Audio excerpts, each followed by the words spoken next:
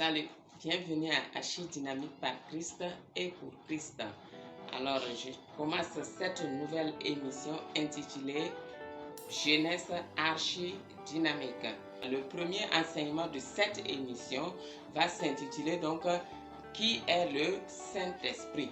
Alors, la question de qui est le Saint-Esprit, chère jeunesse, alors je vais vous dire ici, le Saint-Esprit, c'est Dieu lui-même, le Dieu créateur, créateur du ciel et de la terre, celui qui domine sur toutes choses et qui est souverainement élevé au-dessus de tous les dieux, celui-là donc qui nous aime tant et qui nous a créés à son image et qui nous a donné donc la domination, le règne et l'autorité donc sur cette terre-là. C'est de lui qu'il s'agit, c'est son esprit qui est le Saint-Esprit. Le Saint-Esprit, c'est celui-là qu'il vous faut donc pour marcher sur cette terre. L'Esprit de Dieu vivant qui va nous aider donc à aller donc de victoire en victoire, de gloire en gloire pour manifester donc la gloire de Dieu et rentrer dans notre destinée glorieuse et fructueuse. Le Saint-Esprit, c'est qui? Le Saint-Esprit, c'est l'Esprit de Dieu que Jésus-Christ a demandé au Père de nous envoyer pour qu'il puisse demeurer en nous. Oui, demeurer en nous pour nous aider à faire ce que Dieu veut que nous fassions. Et c'est pour cela d'ailleurs Dieu a dit qu'il nous fait toujours triompher en Christ et qu'il répand par nous l'odeur de sa connaissance. Comment peut-il nous faire triompher s'il ne nous envoie pas son Esprit Saint, si son Esprit Saint n'est pas en nous? Donc Dieu est en nous par son Esprit Saint pour nous faire triompher du monde, pour nous faire triompher donc de tout, afin de répandre par nous l'odeur de sa connaissance. Et c'est en cela que nous devenons témoins de Jésus-Christ. Témoin, cela veut dire simplement témoigner donc et démontrer donc l'authenticité de ce que Jésus dit qu'il est. Donc nous témoignons donc de la puissance de Christ, nous témoignons de la compassion de Christ, de l'amour de Christ et nous témoignons de qui est notre Dieu. C'est cela donc répandre l'odeur de la connaissance de Dieu, c'est cela être témoin de Jésus-Christ. Le Saint-Esprit, c'est qui, mes frères et sœurs? Vous qui êtes jeunes aujourd'hui et qui devez être archi-dynamiques sur cette terre-là, surtout en ces derniers temps où l'obscurité couvre la terre et les ténèbres couvrent les peuples, sur vous la gloire de l'Éternel, sur vous et moi bien sûr, moi aussi je suis concerné. Donc sur nous, la gloire de Dieu doit briller, la gloire de Dieu doit venir, la lumière de Dieu, et nous devons briller dans ce monde-là pour montrer qui est notre Dieu. Donc le Saint-Esprit, c'est qui? C'est celui-là qui vient dans notre cœur, qui vient en nous et qui illumine les yeux de nos cœurs pour que nous puissions marcher comme Dieu veut que nous marchions, pour que nous puissions faire ce que Dieu veut que nous fassions et que nous puissions donc de cette façon donc montrer à tous ceux qui nous entourent qui est notre Dieu et les amener également à notre Dieu qui est vraiment amour. N'oubliez pas, il a dit avant l'avènement de Jésus-Christ, Dieu a dit dans Ézéchiel qu'il nous donnera son esprit, il mettra son esprit en nous et qu'il fera en sorte que nous puissions donc suivre ses commandements et que nous puissions pratiquer donc ses lois. Donc le Saint-Esprit, donc c'est celui-là qui illumine les yeux de nos cœurs et qui nous montre comment nous devons marcher sur cette terre, qui nous montre la voie à suivre et qui nous protège sur cette terre pour que nous ne puissions pas rater notre destinée. Le Saint-Esprit, c'est qui? Le Saint-Esprit, c'est celui-là donc qui nous donne d'avoir le salut. C'est lui qui a envoyé Jésus-Christ sur la terre. C'est lui qui a conduit Jésus-Christ sur la terre. Et c'est lui encore qui a enlevé Jésus-Christ pour l'asseoir auprès du Père. Et c'est d'ailleurs lui qui a ressuscité Jésus-Christ d'entre les morts. Et c'est pourquoi d'ailleurs l'apôtre Paul va dire que si l'esprit de celui qui a ressuscité Jésus-Christ d'entre les morts demeure en vous, celui qui a ressuscité Jésus-Christ d'entre les morts donnera la vie à vos corps mortels. Donc c'est pour dire ici que c'est Dieu qui a ressuscité Jésus-Christ d'entre les morts, qui est allé dans les régions inférieures de la terre, qui a fait sortir Jésus et qui l'a fait asseoir à sa droite. Et il l'a fait par qui? Comment?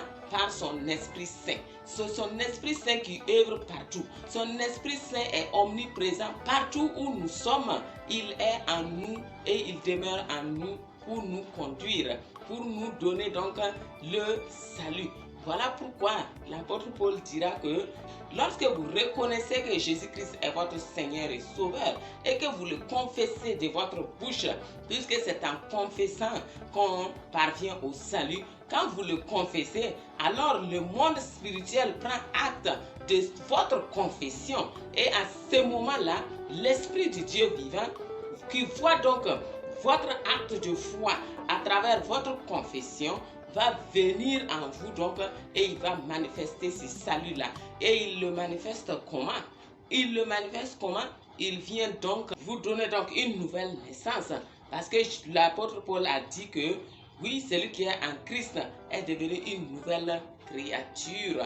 Toutes choses, les choses anciennes sont passées et toutes choses sont devenues nouvelles. Donc, tout ce que Jésus-Christ a acquis pour vous à la croix du Calvaire devient manifeste en vous dès l'instant où vous confessez que Jésus-Christ est votre Seigneur et votre Sauveur. Et comment cela se manifeste? C'est le Saint-Esprit qui vient réaliser cela. Il vient le réaliser en vous et il vient donc habiter en vous. Il vient fusionner avec votre esprit et vous devenez un seul esprit avec l'Esprit du Dieu vivant. Et ce ne sera plus vous qui allez marcher sur cette terre, mais c'est Dieu qui va marcher en vous. C'est Christ qui va marcher en vous. C'est Christ qui va vous conduire sur cette terre. Et c'est pour cela d'ailleurs, l'apôtre Paul dira dans son épître aux Galates, il a dit, ce n'est plus moi qui vis, c'est Christ qui vit en moi.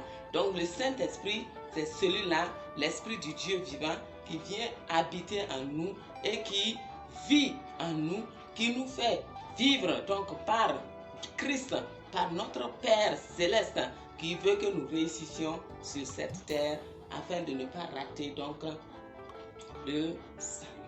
Le Saint-Esprit, c'est qui, mes frères et sœurs? Le Saint-Esprit, c'est celui-là qui nous rend capables de faire ce que Dieu veut que nous fassions. Le Saint-Esprit, c'est qui? Le Saint-Esprit, c'est l'Esprit du Dieu vivant qui vient nous enseigner toutes choses. La parole de Dieu dit dans Daniel que Dieu est celui-là qui change les temps et les circonstances, qui domine sur le règne des hommes et qui le donne à qui il lui plaît. Il dit également que c'est lui qui donne la sagesse à ceux qui sont sages et la science à ceux qui ont de l'intelligence. Comme quoi, c'est lui qui est la source de toutes choses. Donc, c'est lui, Dieu, notre Dieu tout-puissant, qui est la source de la sagesse, la source de la science, la source de toute forme de connaissance. Donc, et c'est lui donc qui nous enseigne toutes choses.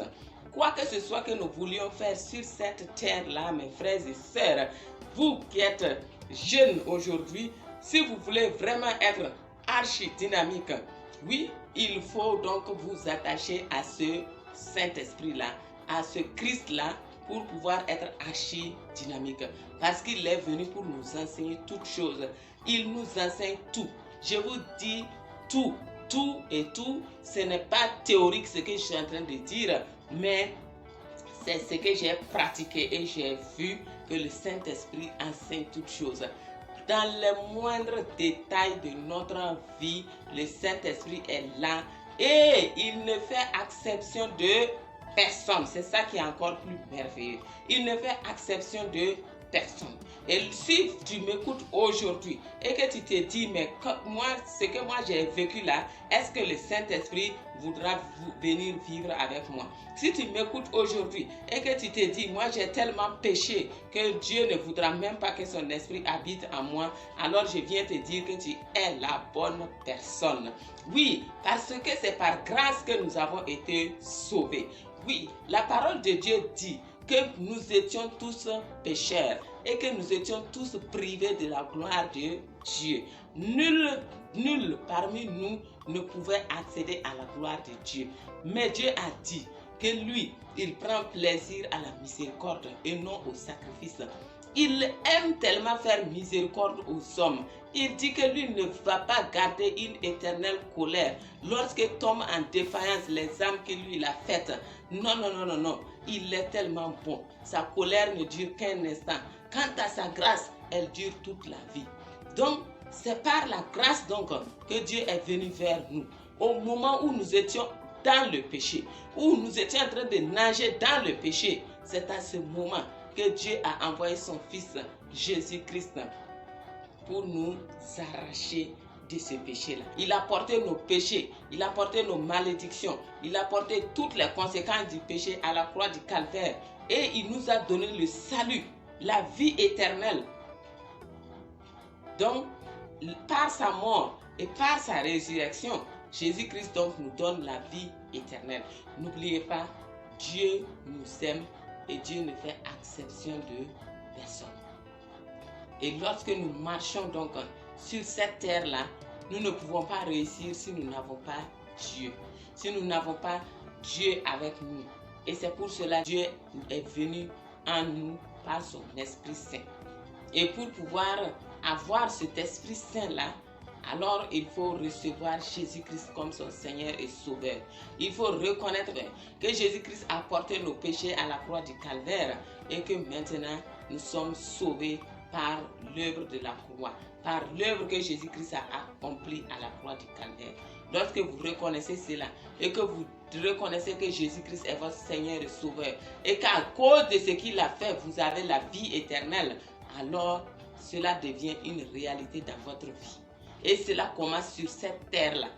Cette rédemption que Jésus a acquise pour vous et moi commence à se manifester même dans nos affaires sur cette terre, dans tout ce qui nous concerne sur cette terre. Notre domination qui avait été arrachée par Satan, cela nous revient et nous dominons dans tout ce que nous entreprenons, nous régnons dans tous les domaines de notre vie, partout où Dieu nous permet de travailler, partout où Dieu nous permet donc d'aller agir d'une manière ou d'une autre, dans tous les domaines dans lesquels Dieu nous envoie, alors il va permettre également que nous régnions dans ces domaines-là. Il va permettre que nous ayons du succès dans ces domaines-là, comme il le fait d'ailleurs avec le peuple juif.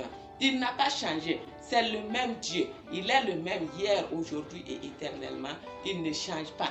Il est hors du temps. C'est lui qui est hors du temps. Il n'est pas dans le temps, il est hors du temps et c'est lui qui contrôle les temps, c'est lui qui contrôle les circonstances, c'est lui qui change les temps, c'est lui qui change les circonstances, c'est lui qui fait toutes choses. Et il connaît la fin d'une chose avant son commencement. C'est merveilleux. C'est merveilleux de lui appartenir. Si tu es chrétien, sache que tu as le Saint-Esprit en toi. Et alors, n'oublie pas que le Saint-Esprit peut tout faire. Il est venu pour que tu vives donc la victoire de Christ. Et toi qui n'as pas encore reçu Jésus-Christ, sache que Jésus est mort pour toi aussi. Il est mort pour tous les hommes. Il est mort pour que chaque homme créé à l'image de Dieu puisse être sauvé. C'est pourquoi Jésus a dit qu'il y a encore ces brebis qui sont hors de la bergerie et qui doivent y entrer. Alors si tu entends ma voix aujourd'hui, sache que c'est Jésus qui te parle. C'est Dieu lui-même qui te parle. Et il veut que tu entres dans la bergerie. Il veut que tu viennes à la maison. Que tu viennes dans le royaume des cieux. Jésus-Christ a dit, si un homme ne naît d'eau et d'esprit, il ne peut entrer dans le royaume des cieux. Entrer dans le royaume des cieux, c'est quoi? C'est être transféré des ténèbres à la lumière de Dieu. Et être conduit maintenant par Dieu lui-même, par sa lumière, par son Esprit Saint. À ce moment-là, tu appartiens au royaume des cieux, tu as la vie éternelle et tu as la victoire qui est manifestée dans tous les domaines de ta vie sur cette terre.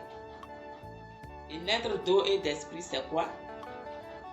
C'est confesser que Jésus-Christ est ton sauveur et ton Seigneur et qu'il a tout pris à la croix pour toi. À ce moment-là, le Saint-Esprit vient donc te faire naître de nouveau une naissance spirituelle, une nouvelle naissance. Et à ce moment-là, tu deviens enfant de Dieu. Et naître d'eau, c'est être baptisé par immersion dans de l'eau. Et là, on est né d'eau et d'esprit. Alors mon frère, ma soeur, si cela t'intéresse, où que tu sois, quoi que tu fasses, à ce moment-là, tu peux confesser de ta bouche que Jésus-Christ est ton Seigneur et Sauveur. Et automatiquement, tu vas voir la gloire de Dieu se manifester dans ta vie. Où que tu sois en train de m'écouter à ce moment-là, tu peux inviter Jésus-Christ dans ta vie. Et tu lui demandes de te baptiser de son Esprit Saint pour que tu puisses vraiment expérimenter ce que tu viens d'entendre. Alors, chère jeunesse, à bientôt. À bientôt, n'oubliez pas, cette nouvelle émission, c'est pour vous. C'est pour vous et c'est pour vous. À très très bientôt donc sur Archi Dynamique par Christ et pour Christ.